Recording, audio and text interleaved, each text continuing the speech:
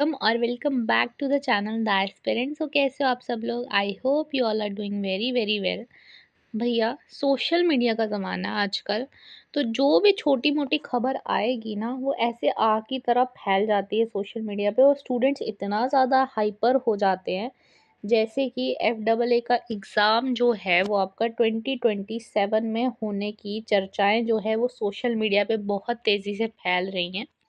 और मैं आपको इसके रीज़न्स बताती हूँ कि कुछ बच्चे जो हैं वो विज़िट किए हैं जेकेएसएसबी के ऑफ़िस में, और वहाँ पे उनको किसी एसएसबी मेंबर ने जो है ये बात कही है कि due to the scheduling of exams in such a way कि उनके पास जो है वो इस ईयर में टाइम ही नहीं है कि वो इतने ज़्यादा बल्क वाला एग्ज़ाम करवा सके।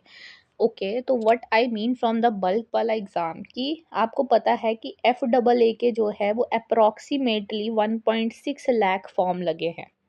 ओके, तो आप मान के चलो कि ये 1.5 2 लाख के बच्चे हैं कम से कम भी। ठीक है, 1.5 से 2 लाख बच्चे हैं जिन्होंने एफ डबल ए की 600 वैकेंसीज के लिए फॉर्म लगाए हैं। ठीक है, इन कंपैरिजन टू अदर, क्योंकि आपको पता है पोस्ट बहुत ज़्यादा एडवर्टाइज हो गई हैं एफ डबल ए की। तो 600 पोस्ट का एग्ज़ाम जो है वो कराना आसान बात नहीं है। ओके, एसएसबी मेंबर यही बात कर रहे हैं कि अगस्त जो है वो पूरा का पूरा हेल्थ डिपार्टमेंट के एग्ज़ाम से भरा पड़ा है। सितंबर का जो मंथ है वहाँ पर अभी उनको जो है वो सॉर्ट करने हैं जितने पेंडिंग सिलेबस पड़े हैं, जितना पेंडिंग पीछे जो है वो वर्क उनका पड़ा है। बीच में अभी सुपरवाइज़र का एग्ज़ाम पेंडिंग है जिसका सिलेबस तक अभी नहीं आया। जेकेपीएसआई का एग्ज़ाम पेंडिंग है। 2 साल पहले जो है बच्चों ने उसके फॉर्म लगाए थे, वो एग्ज़ाम पेंडिंग है। तो ये सारे एग्ज़ाम ख़त्म होने के बाद, मतलब ये जो छोटे-मोटे एग्ज़ाम्स हैं, क्योंकि इसके फॉर्म जो हैं वो रिलेटिवली एफ डबल ए के एग्ज़ाम के फॉर्म से कम लगे हैं। एफ डबल ए के एग्ज़ाम से जो हैं यहाँ पे बच्चे जो हैं वो कम हैं। तो पहले इनको जो है वो निकाला जाएगा एग्ज़ाम प्रोसेस से, और उसके बाद एफ डबल ए का एग्ज़ाम जो है वो करवाया जाएगा। तो ऐसा सुनने में आ रहा है कि एफ डबल ए का एग्ज़ाम जो है वो 2027 में होने के चांसेस हैं। अर्लियर जो है वो बात यही हो रही थी कि अक्टूबर या नवंबर तक आपका एग्ज़ाम जो है वो कंडक्ट करवाया जाएगा। देखो, अभी भी मैं उन बच्चों को कह रही हूँ कि जो रेगुलरली 8 to 10 आवर्स पढ़ रहे हैं, प्लीज़ बी सो थोड़ा सा काम हो जाओ खुद के ऊपर, थोड़ा सा इतना हार्श मत बनो खुद के ऊपर कि ये प्रोसेस आपको ले डूबे। ठीक है, बाकी एग्ज़ाम्स की तरफ भी ध्यान देना शुरू कर दो, बाकी कुछ सब्जेक्ट्स भी पढ़ लो, बर्नआउट हो जाओगे नहीं तो, अगर ऐसा ही चलता रहा। ठीक है, मैं यहाँ पर कोई ये आपको एग्ज़ैक्ट डेट तो नहीं बता रही यहाँ पे एग्ज़ाम की, लेकिन जो बातें चल रही हैं जिसकी वजह से स्टूडेंट्स कन्फ्यूज़ हैं, स्टूडेंट्स परेशान हैं, उनकी बात मैं कर रही हूँ कि कैसे आप लोगों को इन सब चीज़ों से बाहर निकलना है। उसका यही रास्ता है कि आप जो है वो साथ-साथ में कुछ और पढ़ना शुरू कर दो। ठीक है? क्योंकि अगर आप सिर्फ़ एफ डबल ए के एग्ज़ाम के लिए बैठे रहोगे कि एफ डबल ए का एग्ज़ाम होगा, हम उसको देंगे और हम वो क्लियर करेंगे, तो ऐसा तो अभी होता हुआ दिख नहीं रहा है। ना ही जेकेएसएसबी को कुछ पड़ी है कि बच्चे ट्रॉमा में हैं। ठीक है? उनको तो कुछ समझ ही नहीं आता है, मेरे को लगता है कि वो फिर खुद को कंपैरिज़न करने बैठ जाते हैं कि हम यूपीएससी से भी ऊपर हैं। बट आप ये भी तो देखो कि जो बाकी सेंट्रल लेवल एग्ज़ाम्स होते हैं, बैंकिंग के भी एग्ज़ाम्स होते हैं, वो टाइमली डेट शीट निकालते हैं, टाइमली पूरा उनका एग्ज़ाम प्रोसेस चलता है। आप लोगों ने आई थिंक 8 मंथ्स तो हो गए हैं ना ये पोस्ट एडवर्टाइज़ हुए हुए। तो आप लोगों ने 8 महीनों से बच्चों को ये भी करना ज़रूरी नहीं समझा कि आप उनको इंटिमिडेट ही कर दो कि भैया पेपर इस तारीख को होगा या पेपर इस टाइम पे हम लेंगे या हम कुछ करेंगे। एक बच्चा जाता है वहाँ पर, वो कुछ इन्फॉर्मेशन लेकर आ जाता है, फिर दूसरा बच्चा जाता है, वो कुछ और इन्फॉर्मेशन लेकर आ जाता है। आप इस टाइम पे बच्चों की साइकोलॉजी समझो, जो बच्चा पूरा डिवोट होकर है। अब आप एग्ज़ाम ऐसा तो नहीं डाल रहे हो ना कि जो बच्चा 1 महीने में पढ़कर निकाल पा रहा है। आप एग्ज़ाम ऐसा डाल रहे हो कि जो बच्चे को 3-4 महीने या उससे भी ज़्यादा टाइम चाहिए प्रिपेयर करने के लिए। और एफ डबल ए का सिलेबस तो बिल्कुल सारे इस एग्ज़ाम से अलग है, कहीं पर ओवरलैप करता है ये सिलेबस? एक्सेप्ट ईपीएफओ का एग्ज़ाम छोड़ के मुझे नहीं लगता कि और कहीं पर अकाउंट्स जो है वो पूछा जाता है। तो आप खुद भी ये चीज़ समझो कि आप लोगों आपकी रिस्पॉन्सिबिलिटी बनती है कि बच्चों को बताओ कि बेटा पेपर अभी नहीं होने वाला है, या पेपर क्या होने वाला है, पेपर कब होना है। लास्ट टाइम जब आप बैठे थे करवाने के लिए, तो आपने बोला था कि FAA का एग्ज़ाम जो है वो जुलाई तक हम करवाएँगे। जुलाई तो निकल गया अब, है ना? 12 हो गई है आज, तो जुलाई तो ख़त्म होने वाला है। आप 1 मंथ पहले बच्चों को बताते हो कि आपने इस दिन को एग्ज़ाम लेना है। तो अब अगर आपका 12th भी निकल गया, आपका जुलाई पूरा निकलने वाला है, तो आपने बोला था कि हम अगस्त सितंबर में पेपर करवाएँगे, क्योंकि बीच में अमरनाथ यात्रा चल रही है। तो अब अगस्त सितंबर भी आपने उसके लिए कर दिया फिक्स, जो हेल्थ डिपार्टमेंट के एग्ज़ाम्स हैं। तो आप हमें बताओ ये चीज़ कि पेपर आप लोगों ने कब करवाना है? एटलीस्ट आपको एक नोटिफिकेशन, आप ऐसे तो बड़े बड़े नोटिस निकाल देते हो जब आपको फ़ीस लेनी होती है बच्चों से, बट ये कोई तरीका नहीं है JKSSP कि आप बच्चों को बता ही नहीं रहे हो कि पेपर कब होना है। ठीक है, मैं हर वीडियो में यही बात इसीलिए करती हूँ, क्योंकि जो ऑर्गेनाइजेशन है, जो पेपर कंडक्टिंग बॉडी है, अगर वही ऐसा काम करेगी, वही बच्चों को नहीं बताएगी कि पेपर कब होना है, तो क्या खाक पड़ेंगे बच्चे। फिर ये थ्योरीज बाहर आने लग पड़ती हैं कि सीट्स बिक रही हैं। ठीक है, तो हम इन चीज़ों पे कैसे यकीन ना करें कि सीट्स बिक रही हैं।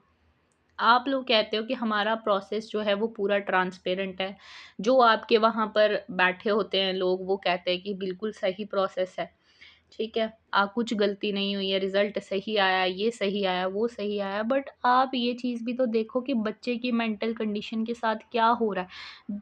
आप मेरे को एक चीज़ बताओ, कुछ बच्चे होते हैं, देखो मैं मानती हूँ कि जिन ये जो 1.5 लाख बच्चे ना जिन्होंने फॉर्म लगाया हुआ है, तो ये वो इनमें से 50,000 से भी ज़्यादा बच्चे वो होंगे जो मिडिल क्लास होंगे। मिडिल क्लास उससे भी कम होंगे, लोअर मिडिल क्लास से भी होंगे, पुअर क्लास से भी होंगे। मैं किसी को पुअर नहीं बोल रही, बट मैं ये चीज़ उनकी कंडीशन को ध्यान में रखते हुए बोल रही हूँ कि वो बच्चे जो सोच के बैठे हैं कि भाई हमारी भी कभी गवर्नमेंट जॉब लगेगी, हमें भी कोई अच्छी पोस्ट मिलेगी, वो बच्चे घर पर 8-9 महीनों से बैठकर इस एग्ज़ाम की तैयारी कर रहे हैं, जो कि आपने अनाउंस कब का कर दिया था? अगस्त में आपने अनाउंस किया था कि फाइनेंस डिपार्टमेंट में पोस्ट आने वाली हैं। नवंबर में जाके ये पोस्ट एडवर्टाइज़ होती हैं, और आगे चल के आपको ये चीज़ें देखने को मिल रही हैं कि पेपर करवाया जाएगा, इसका जुलाई में करवाया जाएगा। जूनियर असिस्टेंट के साथ भी आपने यही चीज़ की थी। आपने बाकी एग्ज़ाम्स के साथ भी यही किया है। आप बच्चों की मेंटल हेल्थ के साथ, मेंटल कंडीशंस के साथ खेल रहे हो, आपको ये चीज़ समझ में नहीं आती है। आपको नहीं पता चलता कि ये 600 सीट से भी बढ़कर इन 1.5 लाख बच्चों की मेंटल कंडीशन है। अगर आप लोगों ने एग्ज़ाम अभी नहीं करवाना है, आपने 2027 में कराना है, आपने 2028 में कराना है, आपने 2030 में करवाना है, बच्चों को बताओ तो सही कम से कम कि एग्ज़ाम कब होना है। कम से कम वो बेचारे यहाँ पर वहाँ पर भटकते तो नहीं रहेंगे ना। कहीं से कुछ इन्फॉर्मेशन आती है, कहीं से कुछ इन्फॉर्मेशन आती है, कहीं से कोई आ जाता है उठाकर इन्फॉर्मेशन लेकर, कहीं से कोई आ जाता है। हम लोगों को अल्टीमेटली मतलब किससे है? व्यूज़ से। ठीक है? मेरे को कोई शर्म नहीं आ रही ये बात बोलते हुए कि अल्टीमेटली हर एक कोचिंग इंस्टीट्यूशन का यही मकसद होता है कि पैसा कमाना, अच्छा कंटेंट प्रोवाइड करना, और उसके बाद आप लोगों का सिलेक्शन लेकर अपने पास पोस्टर लगवाना कि ये बच्चा हमारे यहाँ से पढ़कर निकला है। ठीक है? हम और क्या ही करेंगे। बट अब मुझे लगता है कि हम ही कोचिंग इंस्टीट्यूशंस को उठकर जाकर इस JKSSB ऑफिस के बाहर बैठना पड़ेगा, ताकि ये लोग कुछ तो बताएं।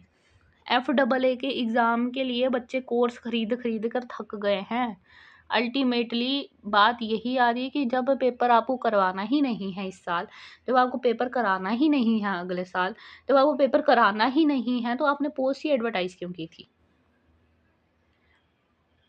देखो, बात अल्टीमेटली मैं आपको समराइज़ करके यही बोलना चाहूँगी कि किसी और एग्ज़ाम की तरफ बढ़ जाओ बच्चों अभी भी, ठीक है? देखो, मैं नहीं बोल रही कि आपने सोचा होगा कि हम FAA का एग्ज़ाम ही देंगे। मैं मना नहीं करूँगी उसको पढ़ने के लिए, बट 50% जो है टाइम अपना आप FAA को दो। लाइक अगर दिन में आप 6 घंटे 8 घंटे पढ़ते हो, तो 4 ही घंटे सिर्फ़ इस FAA को दो। बाकी के 4 घंटे अगर आप KS की प्रिपरेशन कर रहे हो, क्योंकि कुछ बच्चे पूछ भी रहे थे कि हम KS और FAA को जो है वो पैरेलली कैसे लेकर चलें।